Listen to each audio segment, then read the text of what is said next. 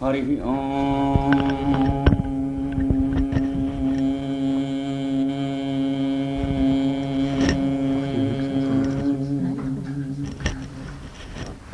Shanno Mitrasyan Varunaha Shanno Bhavatvariyama Shanno Bruhaspatihi Shanno Vishnururkramaha Namo Brahmane Namaste Vayo Tvameva Pratyaksham Brahmasi Tvameva Pratyaksham Brahma Vadishyami Aratam Vadishyami Satyam Vadishyami Tanmamavatu Advaktaramavatu Avatu Mam Avatu Vaktaram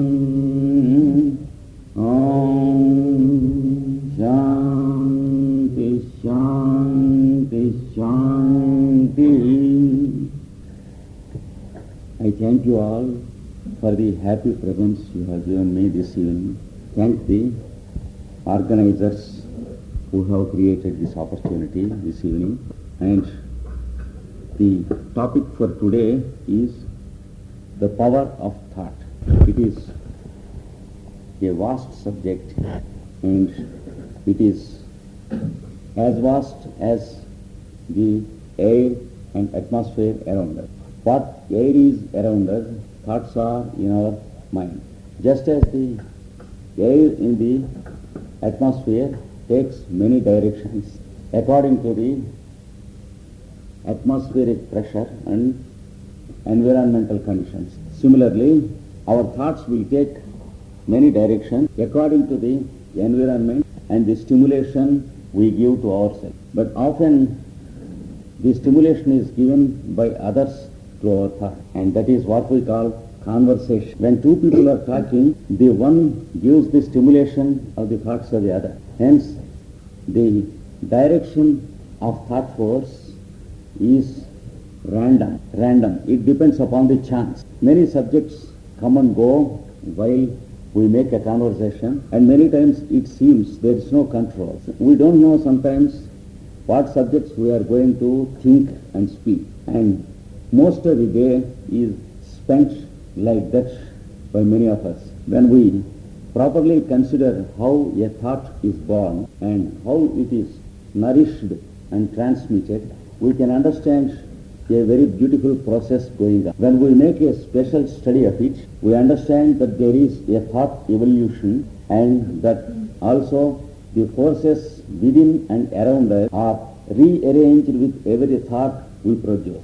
In course of time, we come to understand that it is a great responsibility to produce a thought and make it escape from our mind. When once we begin to understand this responsibility, we will be careful in producing thought, nourishing them and making them escape into other. A fine truth will be understood by us, that is, thoughts make channels of energy. When two people are speaking, producing thoughts about each other, we can imagine that it is a game of thought, that is a play of thought, just as you find the play of football and the play of tennis. Conversation is often nothing but a play of, but sometimes it is also a battle.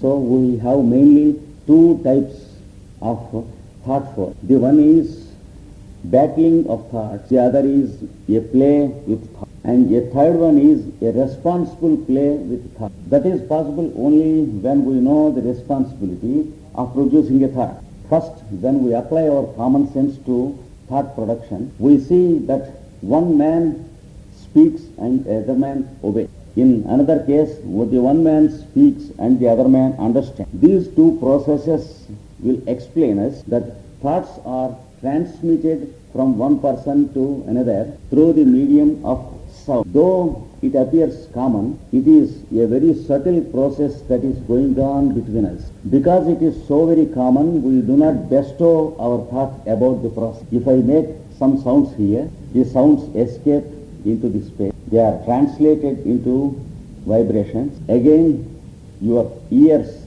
receive the vibrations. They translate them into syllables. And the mind translates the syllables into words and sentences. And also it translates them into thought. This whole process is going on while we are conducting conversation. But we do not think much about this process simply because it is so very easy and so very common. The mechanism of thought production is given free of cost to us. The transmitting and the receiving sets are given by nature to us by birth. That is why many times we do not grow conscious of the mechanism. Many are the gifts that are given by nature to us, and often we use them without knowing their existence at all. Generally, we make the benefits according to our own capabilities, and often we die without knowing the existence of these gifts. But there are people who bestow a little thought over these things and try to understand the subtle processes. As they understand this process, they make a beautiful architecture of their thought about the whole process, and they bring to yet this architecture, they externalize the whole architecture in the form of what we call the books of great authors. There will be the graphic representation of the thought architecture in books, and we are expected to decode the architecture. When we learn a language and use it in conversation or reading books, we are only learning to decode the language of thought. And whenever we read the books of great authors, we are decoding the thought architecture of the author. The more we learn to decode it carefully, the more we can decode it according to the author. Otherwise, we will decode it according to our own understanding. The result is we produce our own thought architecture after reading a great book. And what we receive is not the thought architecture of the author, but our own thought architecture. Many times we do this when we read the books of great people. We will understand according to our own capability to understand. And the result is the thought architecture we produce sometimes has nothing to do with the thought architecture of the author himself. And since great authors have beautiful architectures of thought, and since many times we are not trained to produce such beautiful architectures, the architecture we produce will not be so beautiful as the architecture the author of the book produces. The result is two people reading the same book, trying to receive the thoughts of the same author, have two different opinions about the same author. And sometimes they begin to discuss about the author, and the discussion is in different levels from each other. I begin to discuss according to my own architecture of thought, and you too do the same thing. The result is there are two different architectures in two brains. There is no concurrence between the two thoughts about the same author. We should bestow a little thought about this process, because many times we are doing much injustice to great authors. We can have our own thoughts and we can produce our own thought architecture. There is nothing bad in it, but if we think that it is the thought architecture of the author of the book, we often deceive ourselves and deceive others. Generally, unless we are very careful about our thought, and unless we understand the process of thought production and the power of thought, we commit this mistake. But there are experts who can read the books of great people in a scientific way. They are passive when they are reading the books of others, because there are two ways of understanding thoughts of others. One is to know what the author wants to convey. The other is to know whether the author has thoughts which we like or not. So, in the second case, we will have our own conclusions about the thoughts of the author. There is nothing bad in doing so. We call our conclusions the conclusions of the author. If we read the books of critics about great authors sometimes, for example, the books of Shakespeare and Milton, we find diametrically opposite views about the same book. This is the result of the reader producing his own thoughts in the name of the author. If this were to be the case with established authors, what would be the fate of the people who misunderstand in conversations? When we do not spare great authors in trying to understand their thought, we do not care at all what the other man means when he speaks something. That's why we many times understand according to our own understanding, and the result is the battle of thought. To produce a game of thoughts, it requires much discipline.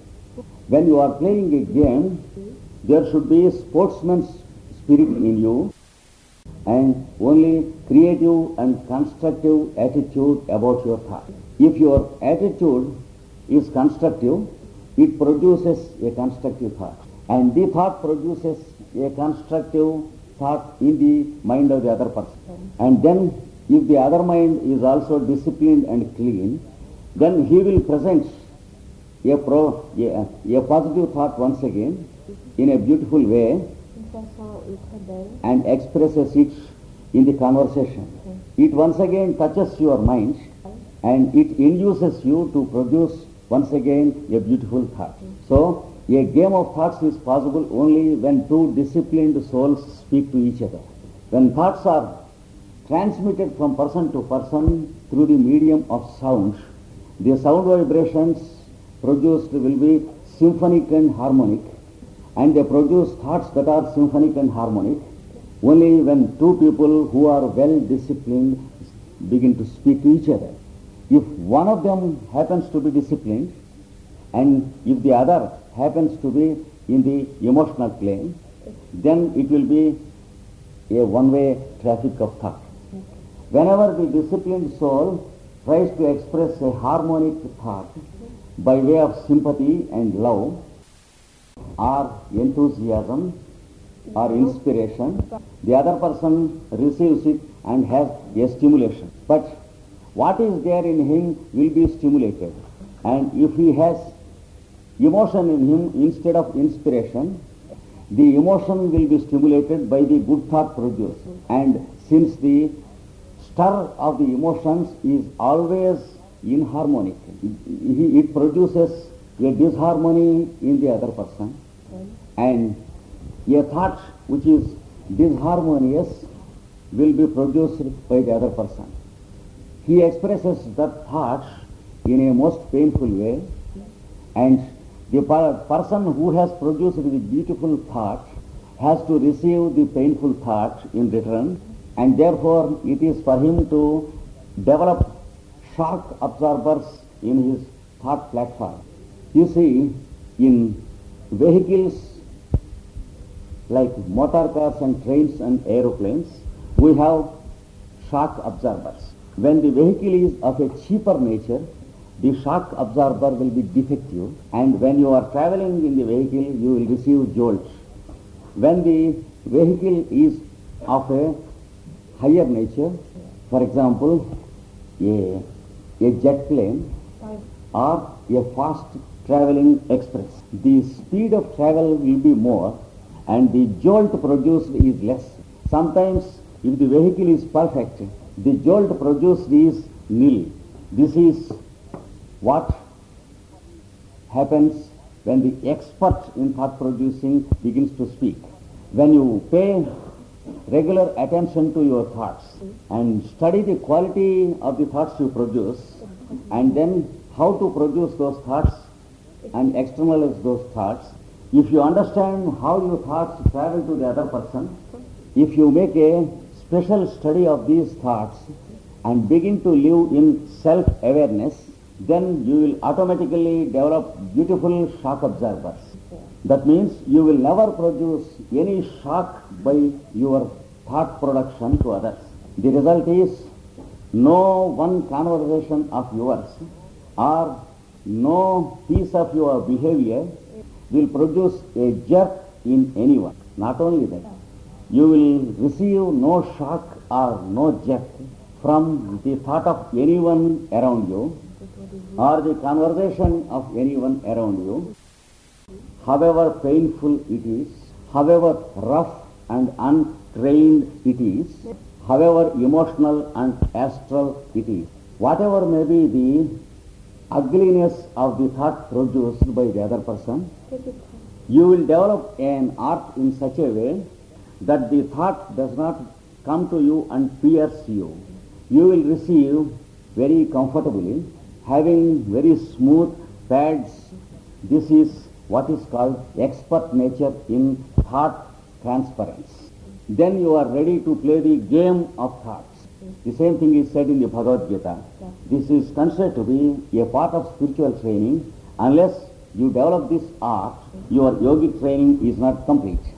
The Bhagavad Gita says, he is an expert in his life who does not produce a single jerk to anyone in this world, and who does not receive any jerk from anyone in this world, and then begins to live his life in this world, and then begins to live his life in this world.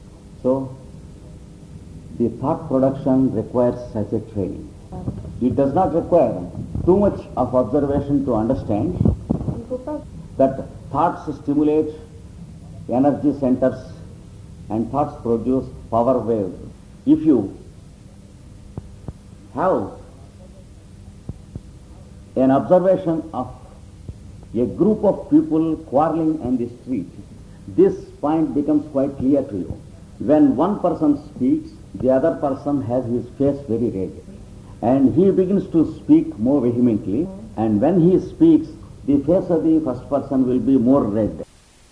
After 2 or 3 conversations, the thoughts produce redness of eyes, and they increase the temperature of the body of the 2 persons. Then the temperature will go so high that the common sense of the people is crowded by their emotions. There will be a stir of the emotions of the 2 people, as if a lake has been stirred by a buffalo when it enters and takes its bath. See, when you go into a forest, when there are forest lakes, and when there are animals wandering in the forest. This is more common in the tropical countries like India. The animal enters into the lake. The water of the lake is pure and clear before the animal enters the lake. After the animal enters and returns, the lake is quite black or red with the clay. You have to wait a long time before you can see the lake once again clear. That is what happens when 2 people who are emotional and astral and animal nature produce thoughts upon each other, and it gives you a clear evidence that thoughts produce conversations in accordance to their nature, and each thought produces a channel of energy. When the channel is produced in a studied way, it helps the agriculture and to make the land fertile. Similarly, when your thought is produced in a studied way, it produces channels of energy in others and yourself in such a way that the mind is cultivated and made fertile.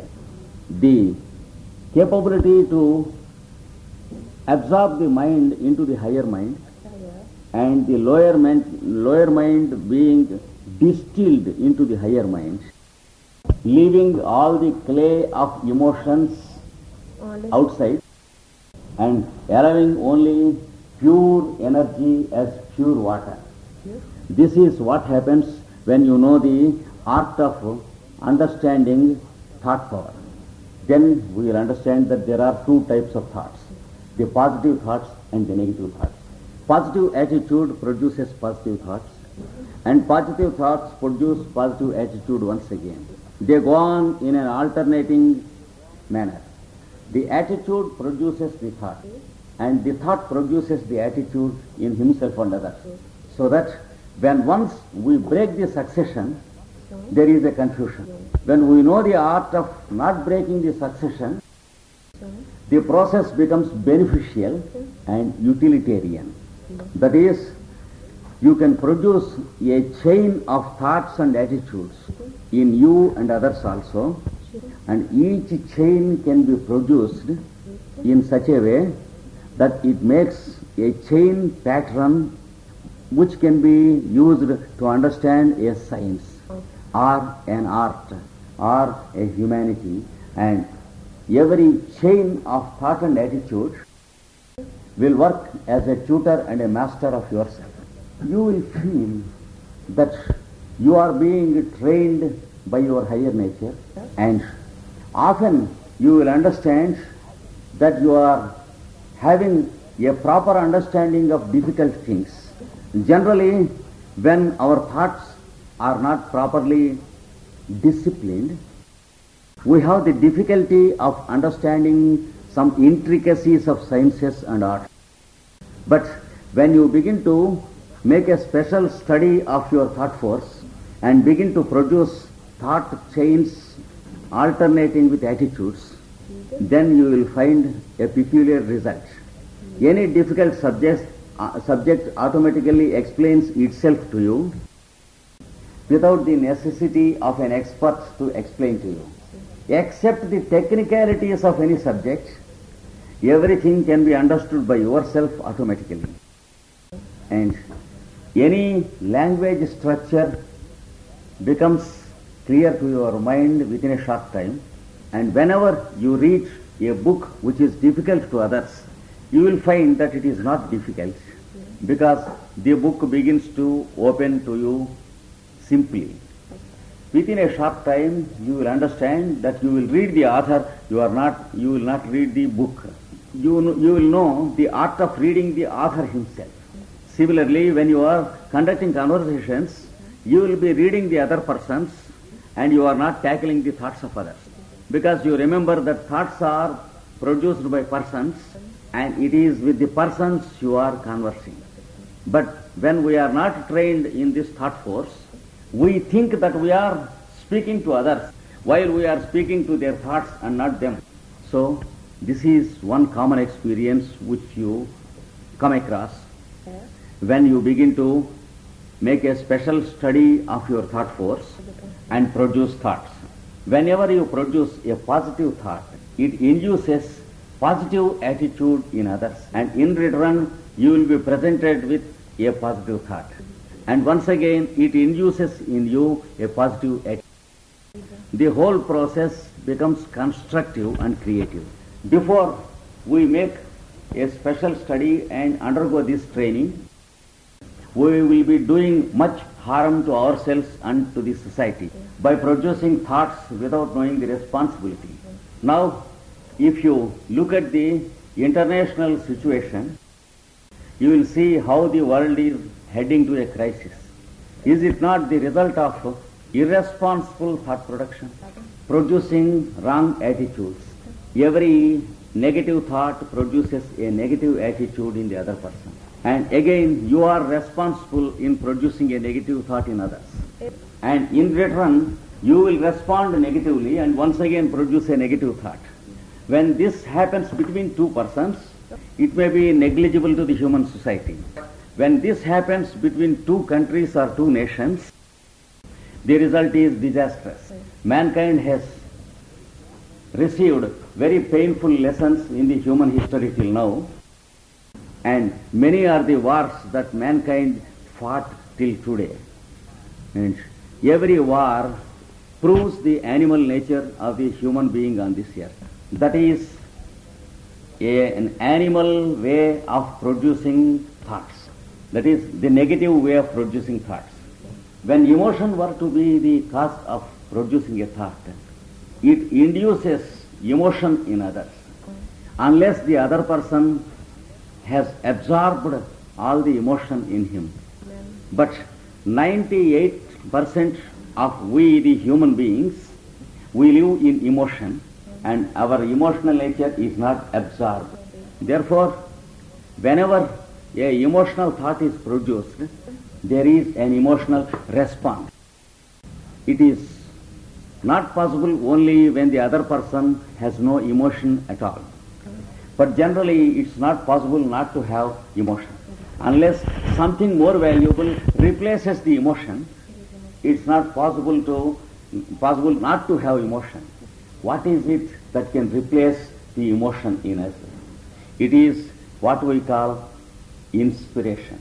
When we inspire ourselves with something noble, gradually our emotion will be distilled and the clay and the mud